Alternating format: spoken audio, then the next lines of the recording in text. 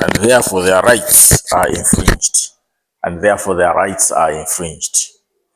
And if you also look at the job security, these people that are working in an organized sector, they don't have that job security. The boss can anytime sack them out, can anytime, bring another person in, even without notice. They don't care. They don't care. So if you look at the wages, these people definitely are having problems as far as job security is concerned. And even they are not covered by minimum wage laws in many regions. So it's not only in Malawi, but even in other countries, their minimum wages are not covered by the laws. And therefore, because their minimum wages are not covered by the laws, it becomes a very difficult thing, So the wage gap is a critical human rights issue as it affects their ability to achieve an adequate standard of living. So the wage gap, it is a human right issue. It is a human right issue. And therefore, why? Because these people are unable to live a good standard. With 50,000, if you're going to Blantyre, okay, 50,000, you are paid 50,000 per month. You are going to Blantyre for a funeral. It is only enough for you to go and come back. And maybe it is not even enough to go and come back. Because if you use, you are coming from area 25. And area 25 to get into town is about 1,500. So 1,500, you get a bus, which is 25,000 to get to Blantyre. From there, you are living in Bangwe. You have to have another 2,000 to get you to Bangwe, which is almost like 30,000 one way, another 30,000 back, 60,000. So within one trip, one has already blown out her salary and therefore has left with nothing to eat at home. And that's why it is a human right thing. That's why it is a human right thing. So it is very important for countries. It is very important for people that are working, that are advocating for human rights, to include such kind of things in their wages.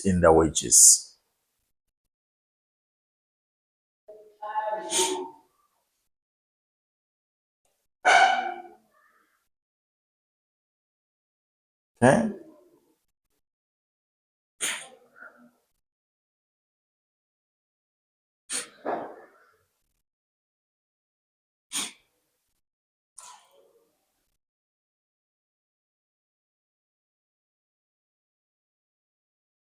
Right. Let's move on to legal provisions. Legal provisions for unorganized workers are often minimal or non-existent.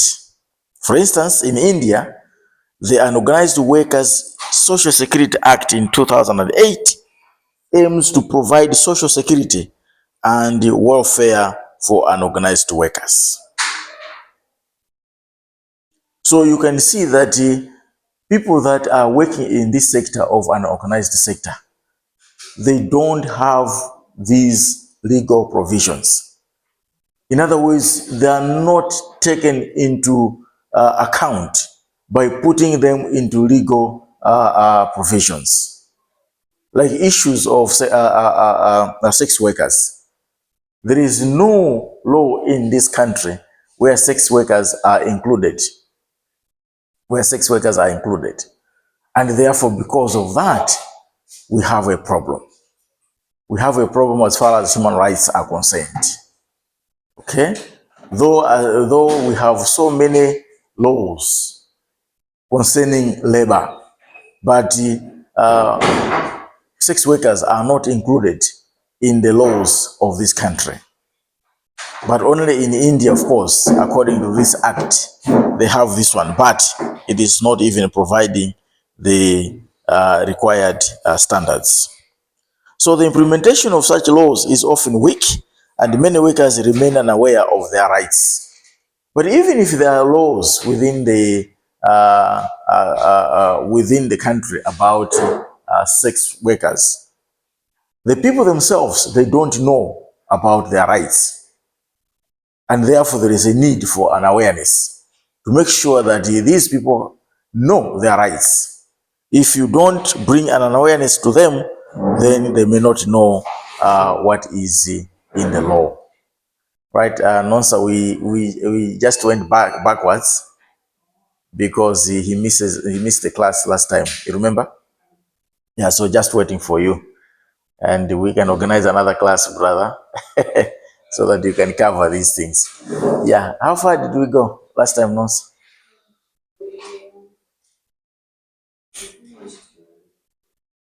We finished the whole topic 4? Yeah, the one we did last time.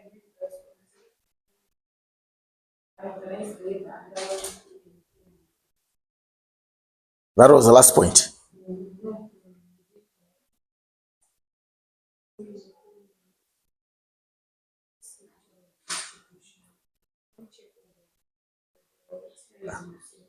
Like this one, women and trade unions, we did.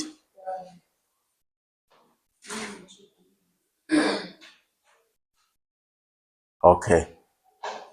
Employment of children and nature, extend legal. We did the employment of children, isn't it? Okay. What about problem of the girl child? We did. Did we? Yeah. We did. Okay.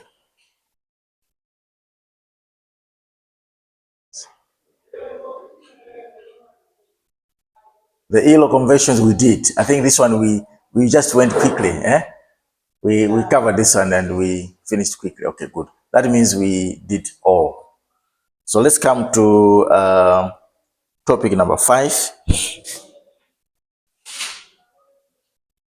So, brother, we need to just find another time because it looks like you have missed a lot there. Yes, almost like the whole topic of 4. All right, let's move on to, do we have some few days remaining? Have 1 or 2? 2 days. Okay. All right, we'll see. Okay, so today we want to look at the human resource development interventions. Human resource development interventions for unorganized labor. For unorganized labor. So these interventions will be looking at the skills and knowledge upgradation. Skills and knowledge as far as upgrading themselves, people that are working in unorganized labor are concerned. What are the interventions that can be put into people that are working in unorganized labor so that they gain the skills and the knowledge to upgrade themselves? And then subtopic number 2, we'll be talking about the leadership development. What are some of the interventions that can be put in place so that these people can be able to get what we call leadership skills? And then we'll be looking at creating awareness for cooperative organization. Creating awareness. What are the interventions that can be done in order to create awareness for cooperative organizations? And then we'll be looking at the involvement of community leaders, non-governmental organizations, government schemes. So all these we'll be looking into them as part of interventions for human resource development in an organized sector. And then finally, we'll be looking at the unorganized labor, role of trade union, and the role of ILO, the role of ILO. Okay, so these are the 5 subtopics that we will cover in the topic number 5 concerning the interventions. Let's go to number 1 first. Skills and knowledge upgradation. Come again? It's upgrading, eh? Yes. Human resource development interventions for an unorganized labor, especially for skills and knowledge upgradation, are crucial for enhancing their employability and productivity. Definitely, it is very important to make these people that are working in an organized sector to have the skills and the knowledge so that they become employable and they can be productive. Okay? So, for example, the people that are working in the quarry production, as my jama punya mialaji. Okay, I'm a punya mialaji. What kind of interventions can be given to them so that they are employable and they are productive in their skill? And angaro punya miala. Punya miala, you don't know. Haven't you seen people on the streets, you know, making quarry? Yes. So these are the people that I'm talking about. How can you make them be employable and productive? What kind of interventions can you give them? Section A of the assignment. Section B of the assignment. Right? Maybe you may not know much about that area. What about if you have a maid at home? What kind of skills and knowledge can you give to this woman who is working for you in the house so that he is employable and is productive?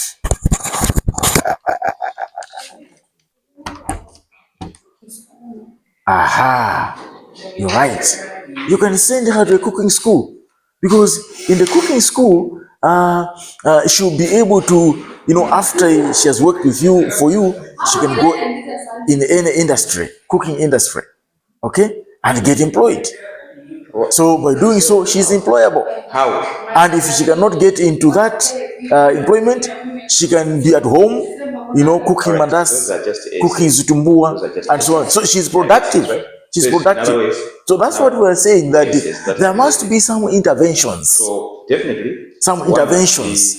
So that these people that are working in an organized sector can be employable as well as that they can be productive in their field. As we say, so let us see what are some of the interventions that can be done, you know, in order to increase the skills and knowledge of such kind of people that are working in an organized sector. Number one is vocational training. Vocational training. Providing hands-on training in specific trades or skills that are in demand in the local job market. Yes, provide some hands-on training. So, like for example, someone who is simply just like a gardener, for example. And if you train this particular person into carpentry, this is a hands-on training.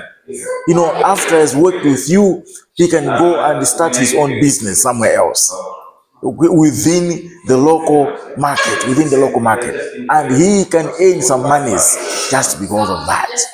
So vocational training is one of the interventions that we can help these people that are working in an organized sector. On the same, what would be another example? What would be another example apart from being a carpenter, doing a carpentry work? Oh, these welders. You know, these welders. Many of the welders that we see along the streets haven't gone to universities. No, never. And they don't know the doors of the university.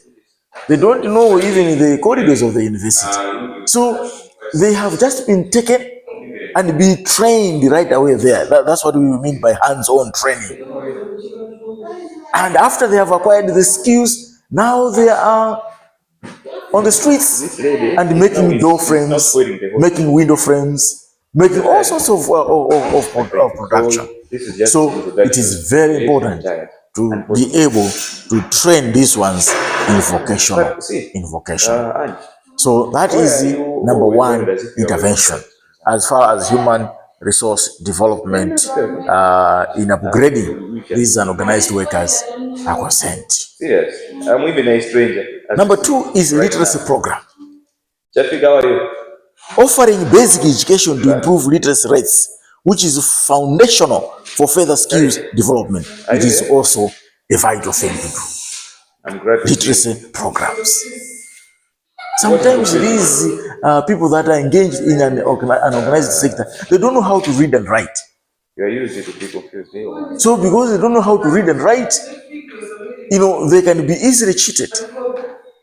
And even they don't know how to make mathematics, how to sum up some figures. And because they don't know how to sum up some figures, how can you empower such a kind of a person to say, please, can you sell for me these products? Because otherwise, in the process of selling, you give more change to customers, and therefore the company will lose money. So it is good to do numeracy and literacy programs. Numeracy is not there. But numeracy and literacy programs are very important to these unorganized laborers, so that they can also be productive. Because this is the foundation for any further skill development. People should be able to know how to read, how to write, and be able to do some mathematics.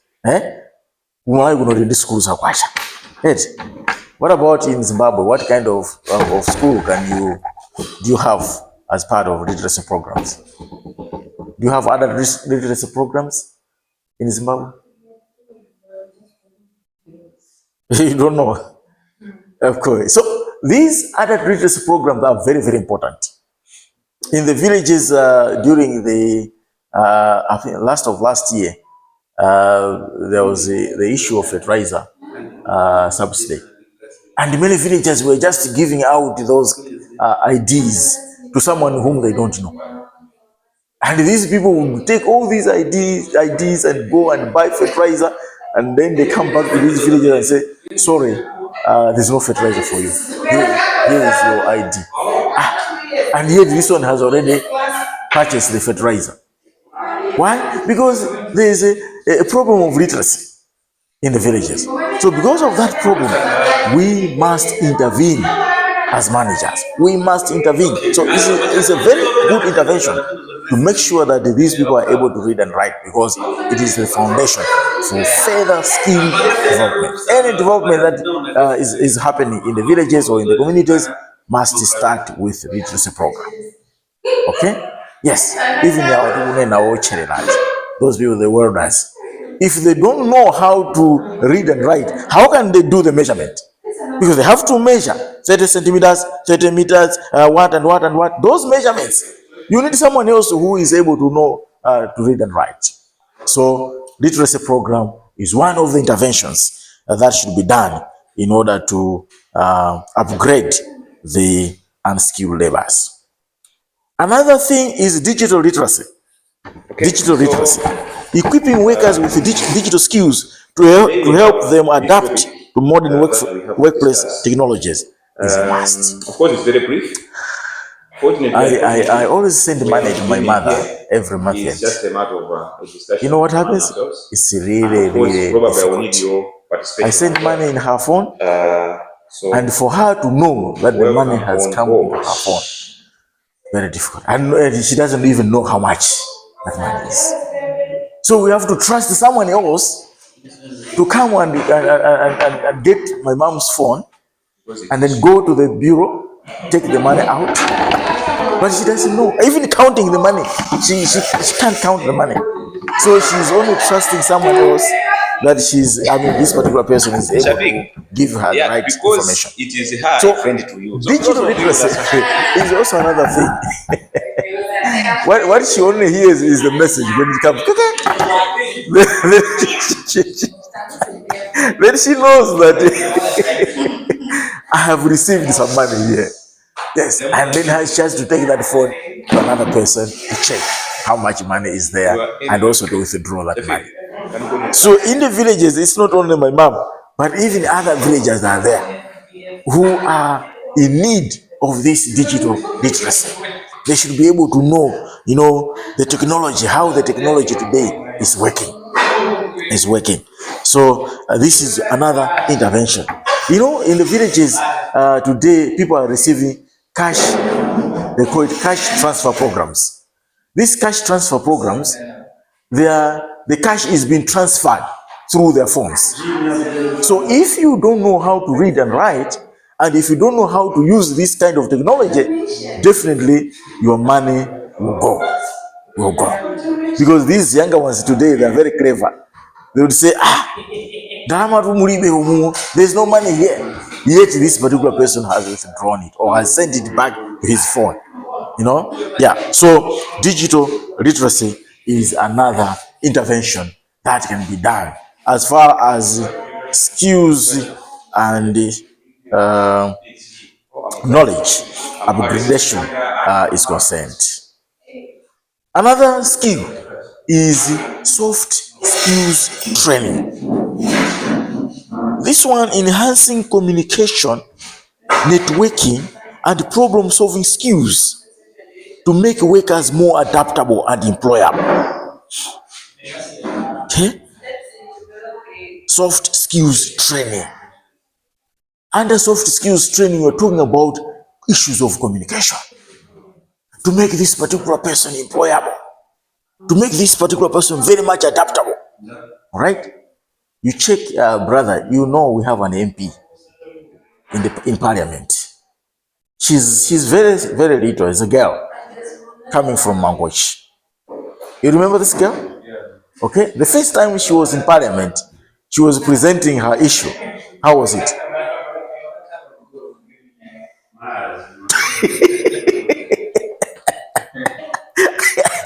Too bad. Too bad.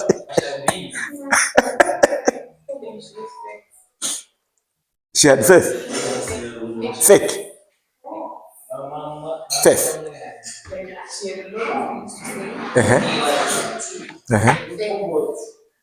Okay.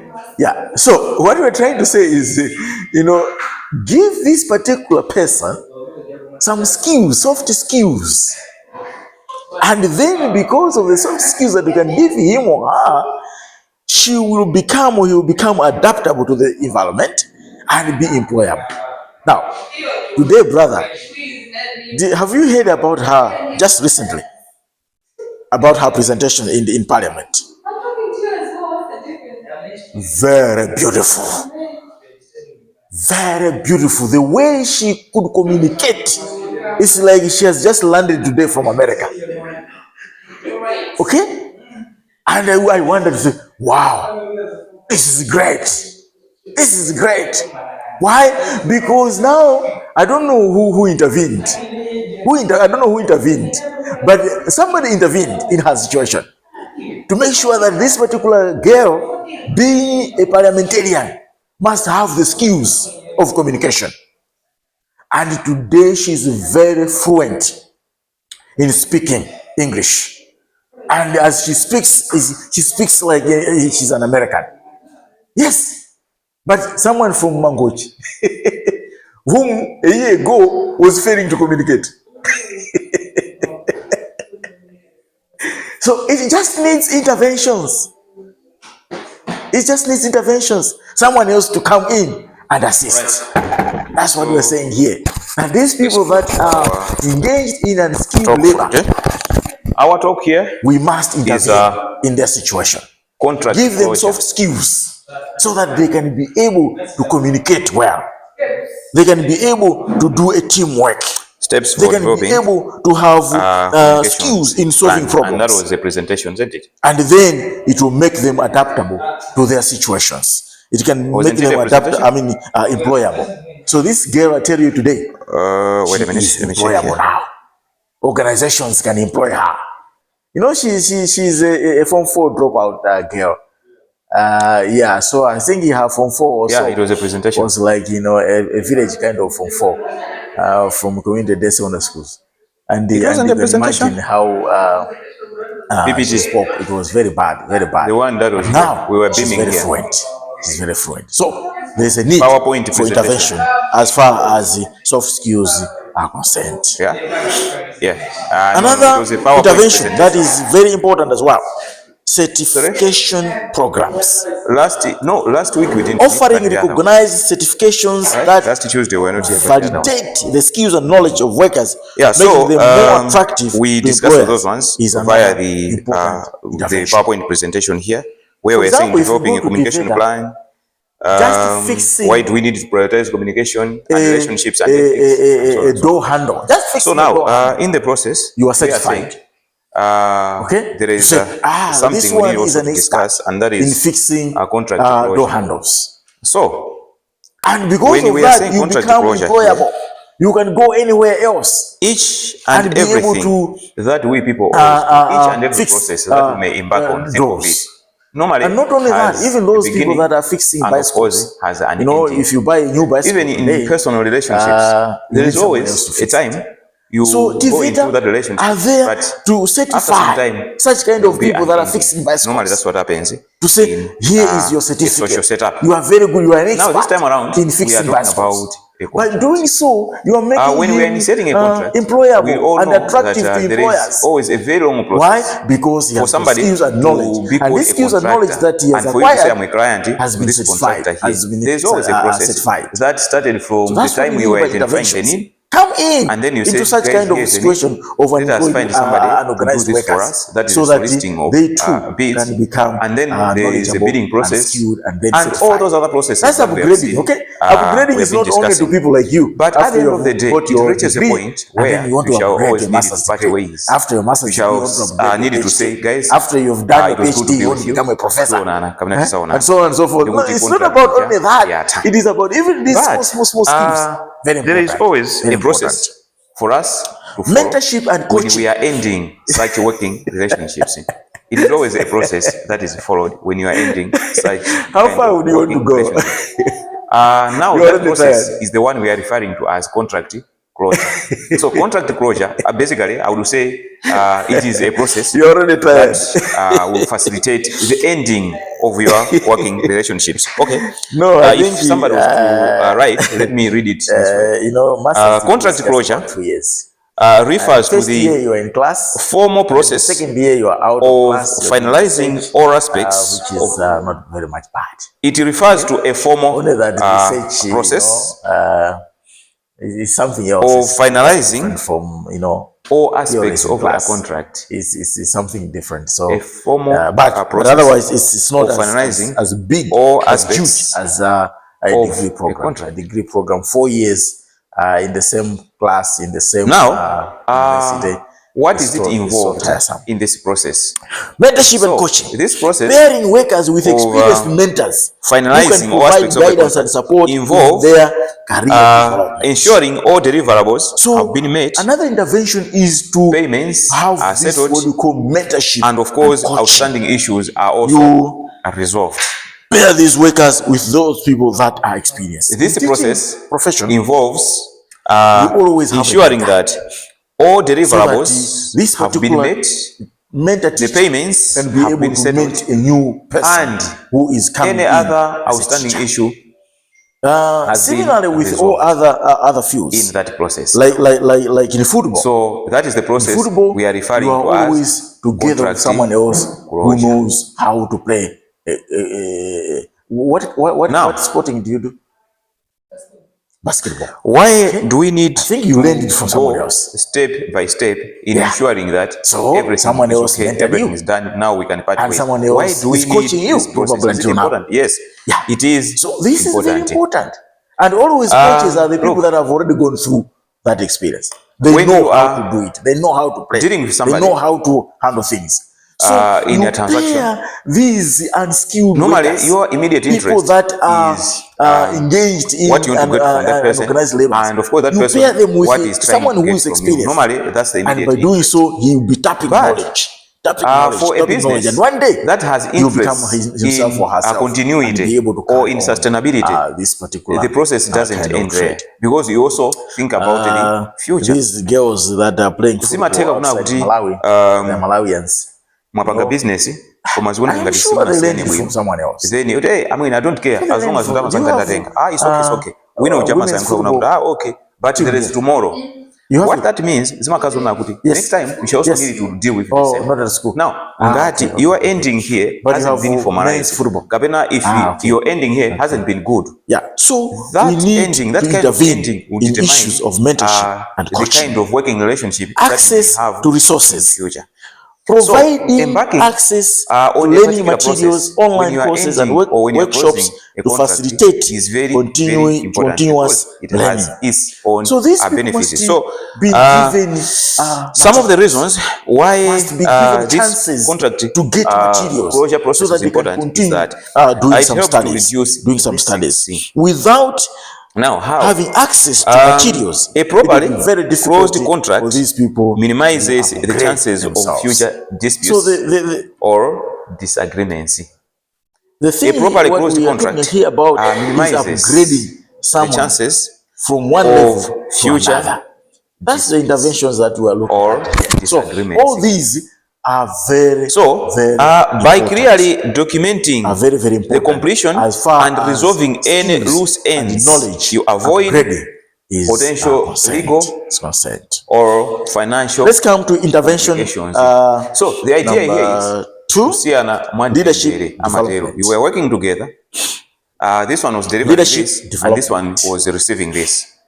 But at the end of the day, let us formalize the process so that leadership as we part ways, for an organized labor in the future. There are no risks that somebody can go and sue us. There's no risk that this one can drag us to court and so on and so forth. Is a powerful way to empower workers formalize and we documented everything in regards to the contract that we had. So leadership development one reason organized why labor you need this process is a powerful way to empower workers. Another reason why we need this process is that it helps. These interventions can help an organized labor develop the leadership skills needed to take on more responsibilities and contribute to the growth of their organizations. This contract closure process a very good example. And the steps that will be taken and the factors that will be considered during the closure process have to be indicated and have to be communicated to all the stakeholders involved. So, for example, here is the contractor, and we expect this contractor to do everything in order for us to accept what he has delivered. We have to communicate this one to him. We don't know you don't know the for me to receive, to accept what you are delivering to me, I shall need to see this, that, and that one. So this one has to be communicated clearly to this guy. Now, because of that, he is aware of the contract closure process, what it will take for me to accept. And in the streets where he will try as much as possible to deliver. He had no formal training. So this process also helps. But today, as I'm talking now, there's efficiency in the delivery of the work that he is of his word. So that one for blunt supplements things like the statement of work and so on and so forth. And not just being a counselor for Blantyre City, consciousness of saying, but he is also the deputy mayor of Blantyre City. So let me try as much as possible to be efficient. So one reason is that this one is important because it helps to improve. So it's a guy who has. So we are saying a well-defined contract closure process streamlines the administrative tasks and frees up resources for new projects.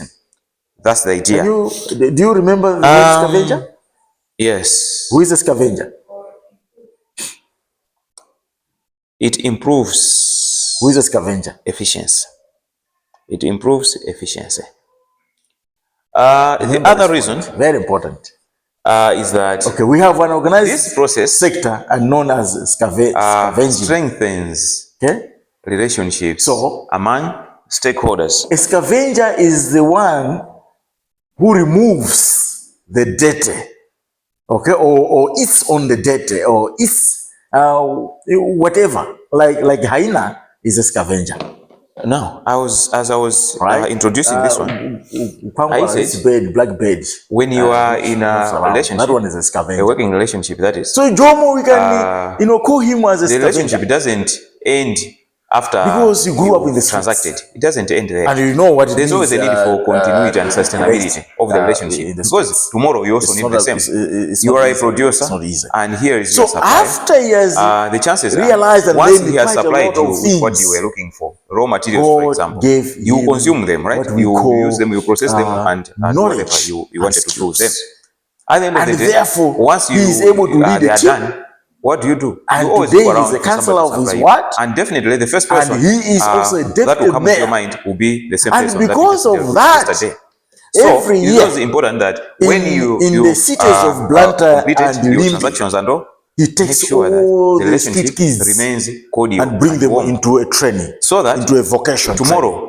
And say, guys, here you are. I'm going to pay for your fees for 6 months. Saying, no, learn whatever you want to learn. Whether you want to learn carpentry, whether you want to learn tailoring, whether you want to learn fabrication, and so on, or painting, I will pay you for 6 months. Working here you are. But after here, don't go back into the street. A smooth contract go and start your own experience. That's what he's doing. Fosters trust and today paves the way for future collaborations but has never with the other party. As simple and leadership as it is. Development interventions. It fosters trust. So we must and paves the way for future collaborations. Shown leadership skills, and these people must be helped so that their skills is seen outside there and provides be able the way, or it paves to help the way others for future collaborations. So let's look at some effective human resource development interventions as far as leadership development is concerned. The idea is number one, leadership training programs, as I have already said. Providing structured training that covers essential leadership skills such as decision making, conflict resolutions, and team management. Since we are saying bring such people activity into a process, a training program, leadership training program, so that they are able to make informed decisions. This man decisions was that transacting with at one point in time they'll never regret. Their contract they'll is continue going towards an end. Depending on that. Now they want to Jomo was one of them. What do they need? He acquired the skills and now he's owning his own team. Now, and his team is doing very well. The stages through which this and he is able now to even lead the whole community. Not just the whole community, but the whole city of Blantyre. The first thing you can imagine. So is that kind of leadership development, the project completion, is very important. Leadership training programs, very important, very important. He is a client, and because of his leadership training that he has had, has to complete. He is able now, upon completing this one, to manage other things, to manage his own family. This one, to manage a team, football team, to manage street kids in Blantyre and Limbe. Have to verify so these are that all deliverables outlined in the contract training have been programs completed that the agreed upon standards. Received. Another intervention there is a need that can be done the client is what we call and mentorship the client and this one mentorship programs to verify pairing that experienced leaders with emerging leaders to according to the guidance, support, and contract transfer that were agreed upon today, or that were outlined in the contract, and they were agreed upon by both parties. So he's simply deputizing. But I want to believe that next year, after verifying if there's an that election the deliverables that we people had agreed and were outlined in the contract have been met, he is that one is one stage. Or maybe is someone else. One step so was the we need to pair direction. Such kind of people, this guy, those that are experienced, so that they can be guided, they can get support, and they can get the transfer and knowledge to be transferred to them. Direction. So, and then another intervention, what is workshops and seminars. That kind of organizing regular workshops and seminars on leadership topics to keep workers engaged and or doing final reviews of the work in question. You know a chair. So once satisfied, your brother, you know a chair. Then the client or the buyer, yes, can formally accept. This or can say, I am going to accept this thing.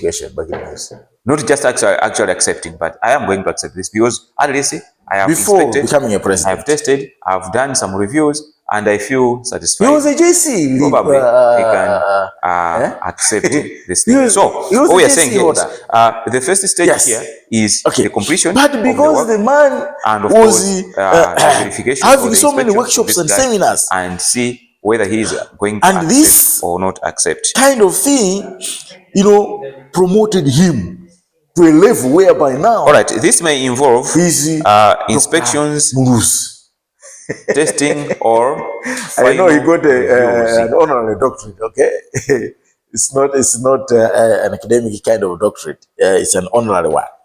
So he got it from another university. All right. So workshops and seminars are very, very. The other stage is that these ones can help leaders. There is a need to make sure that for now final deliverables and documentation. Final deliverables and documentation and engaged. So Muluzi is one of the examples. Even my Joyce Banda. Final deliverables and documentation. She's the doctor, isn't it? After that president, I have this one has notified for 2 years. And this guy, now she's almost boss, like a doctor. That he has completed.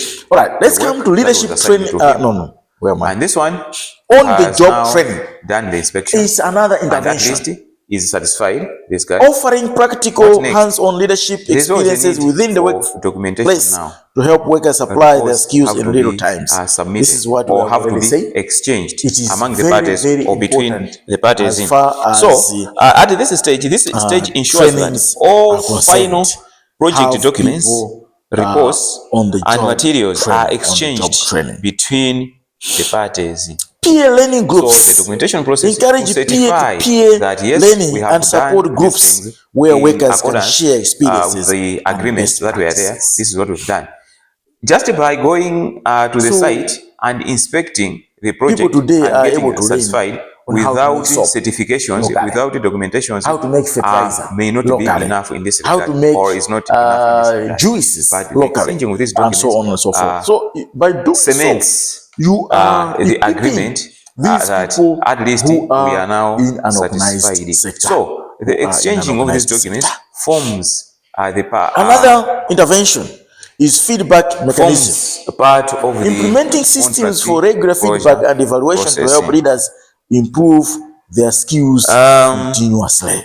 Now, so feedback always must be this group of people part that when they are in a conference, by looking at what meeting, someone is doing discussion, and be able to they always just look at their clock. What time are we going for tea break? What time are we going for lunch? What time are we going for this and that? You may not know. They are there. They are discussing. There are a lot of discussions. There are a lot of presentations that are being made.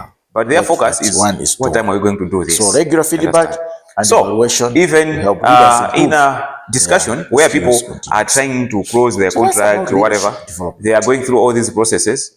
There is one important thing that somebody will still be looking forward to. So a presentation now for us as human resource managers to intervene in situations where these we are closing the contract in an organized sector now can be inspections, exchanging of documentations, and so on and so forth. But creating awareness for cooperative organization. And actually, it is this part because it's a contract. Awareness what is that for thing? Cooperative organization. Payment. That's a payment. Creating awareness for cooperative organization. Creating awareness for cooperative organizations among unorganized labor is a great way to foster a sense of community and collective bargaining power. Yeah, so creating awareness for cooperative organization financial settlement among unorganized labor stage is a great way to foster. So at this stage, what happens? There is a reconciliation of invoices power. And of course the payments. So now this includes settling the final payment to the service provider, another way the vendor, or the intervening in their situation, trying to upgrade them. Slow down. Is reconciliation of all invoices and the making of payments. Reconciliation of all invoices. reconciliation. In Malawi, we had what we call reconciliation of invoices. I don't know, brother, if you remember this. And of course, payments. OVO means one village. Right. So then we were saying this one involves probably making final payments. So OVO was doing very well. I don't know these days. Or the contractor. But it was doing very well.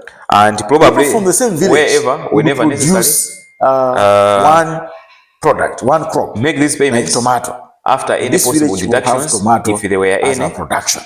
This happens the PTCs, at this stage. The ShopRite, and other why I was shops would come and buy from this particular at which village. A lot of one things, village, a lot of tensions are likely going to occur. And then another village would also have their own product. Whether maybe there were mango some deductions juice that were supposed to be made. So in that village, they only produce juices or at this stage.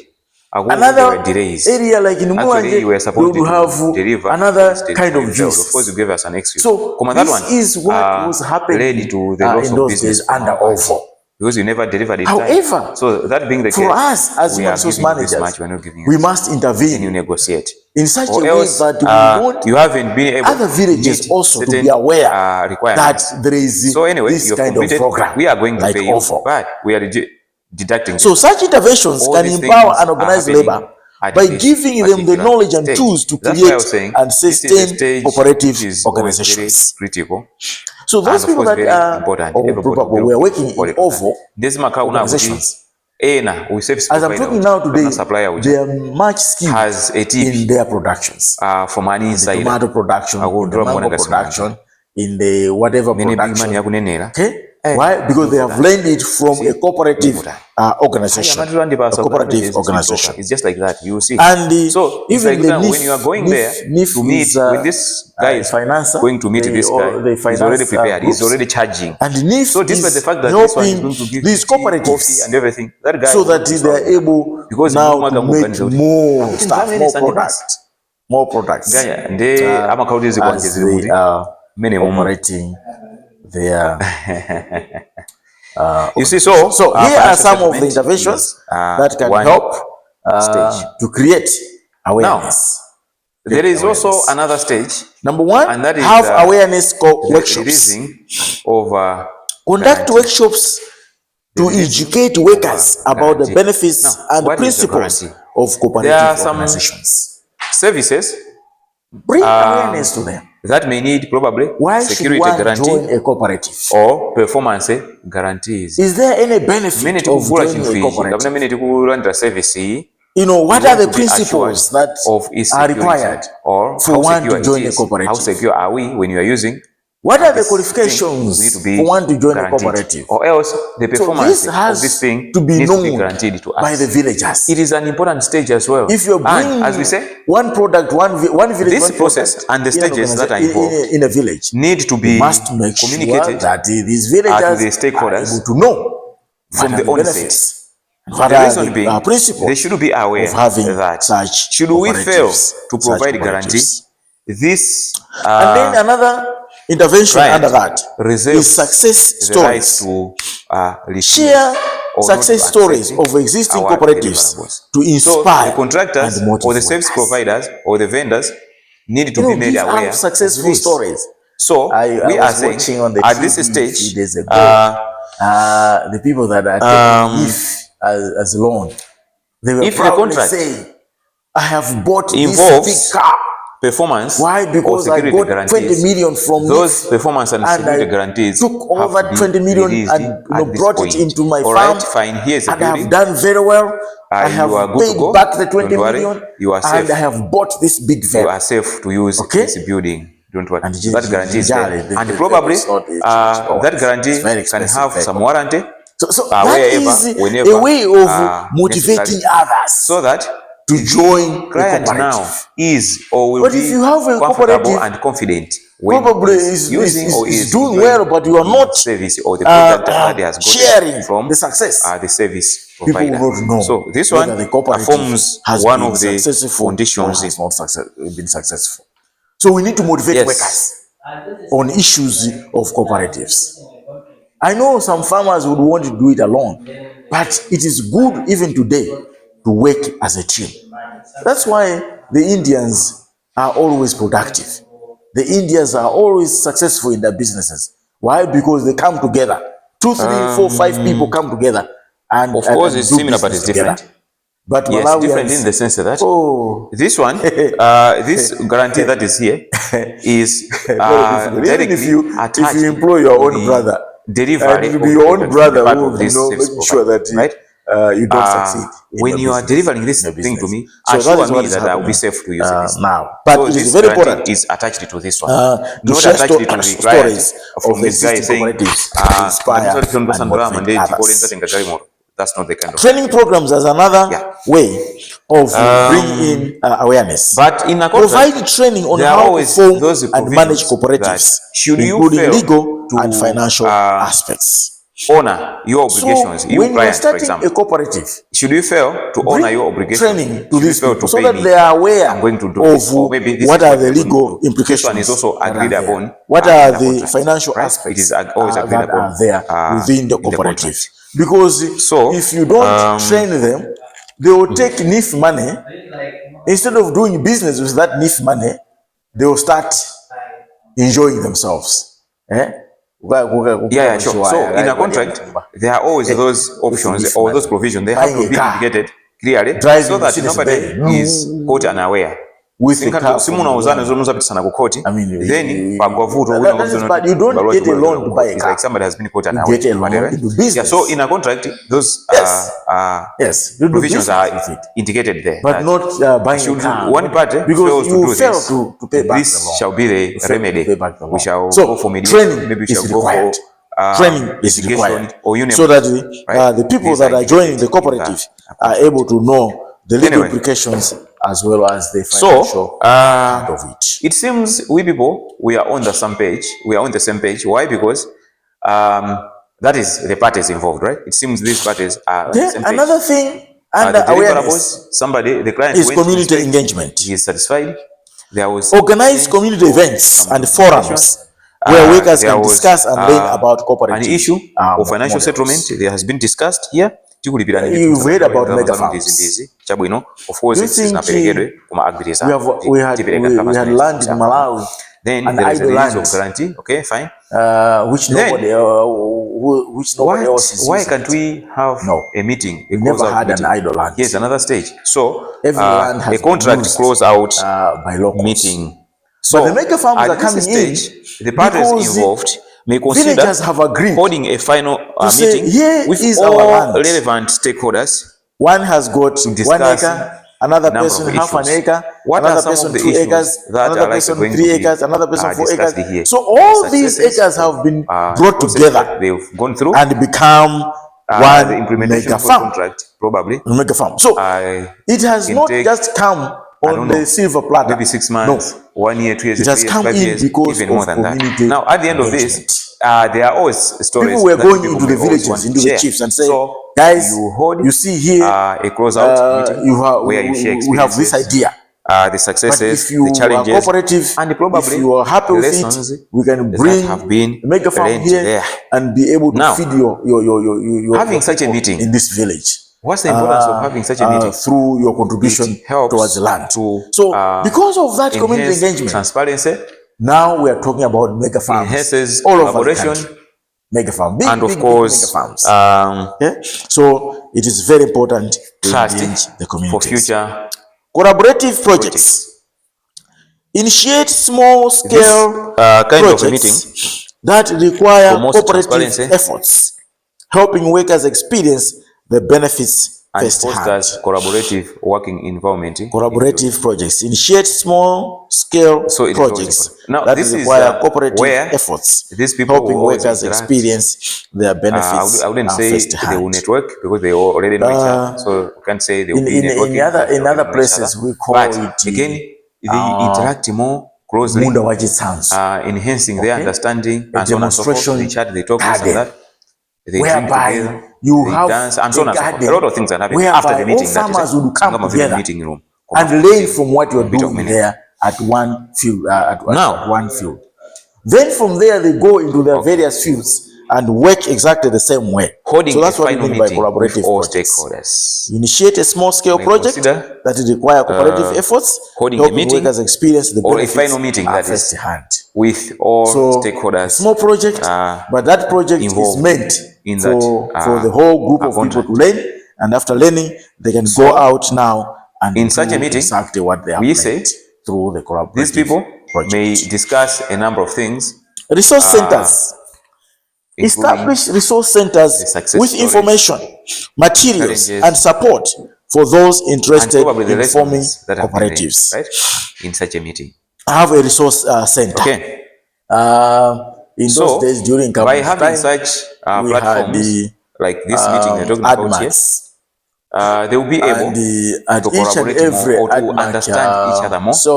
They'll be able to at least promote transparency. Such a meeting promotes transparency, so to say. Agriculture extension officers. Keeping in mind that even after this contract, as we are parting ways, so these officers were like resource centers. Whenever you have a problem, being done, you'd rush to an officer we are and say, on the same page. I have seen we are putting it. Something is wrong with my crops. How can we are I assuming deal with that? So this officer would come an organization here and advise you are being on how financed best to do or supported. So it is good to establish resource centers with information materials. You know, at some point, and some resource centers those people books will always come, whereby people can come in and probably read. ask for reports. Some of these resource centers, they have put even a person to make sure that this particular person is able to explain everything. So how much have we spent? What is happening? You know, what are the things? You know, all those things. Would you please take us through the process? All right. Those people will ask you. Good. It means you need to have something to show them. Because, I mean, in an organization, you can't say, no, we are going to explain to them verbally. What if, and remember we've talked about company.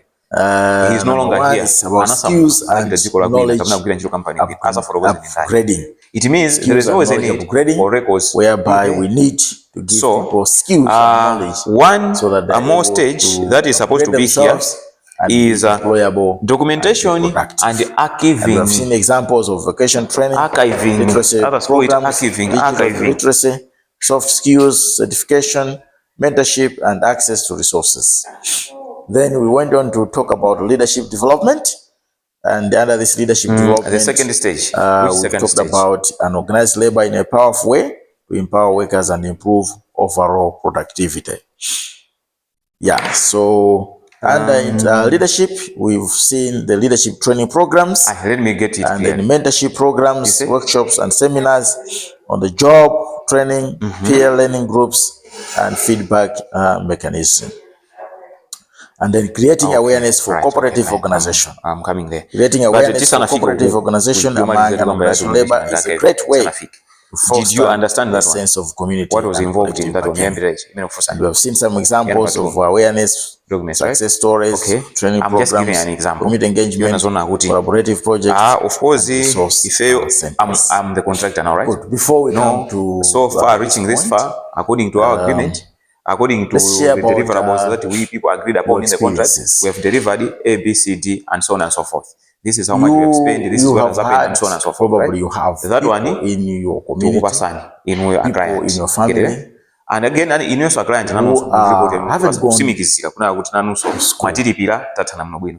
maybe they have gone up to standard 8 between us. JCE. Now, this other documentation and archiving we're talking about here is our own records now. What is it that you can do to assist? And of course, you also anavomereza kuti talipira apanga document yakuti ipanga swata.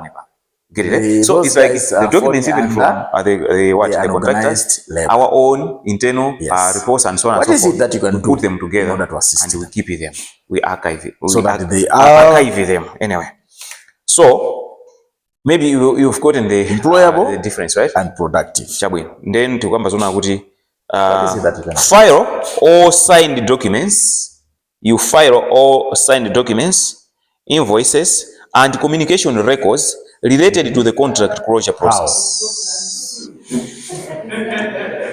And to our national dictation, these people.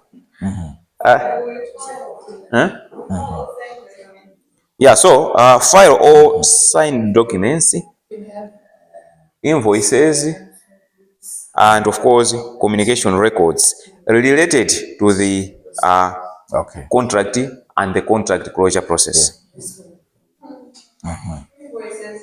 Communication records So related to the contract closure process. One of the challenges that we always have why are you not writing? People within the you are lazy, my friend. Is not helping one another. Sorry? When someone is poor, we remain poor like that. Without related to the contract and the contract closure process. Related to the contract and the contract closure process. So, pali zintu zili venye pali contract yo, ma document ambili amina kakuza on the contract. Even ajati moti not everyone can go to whatever, all those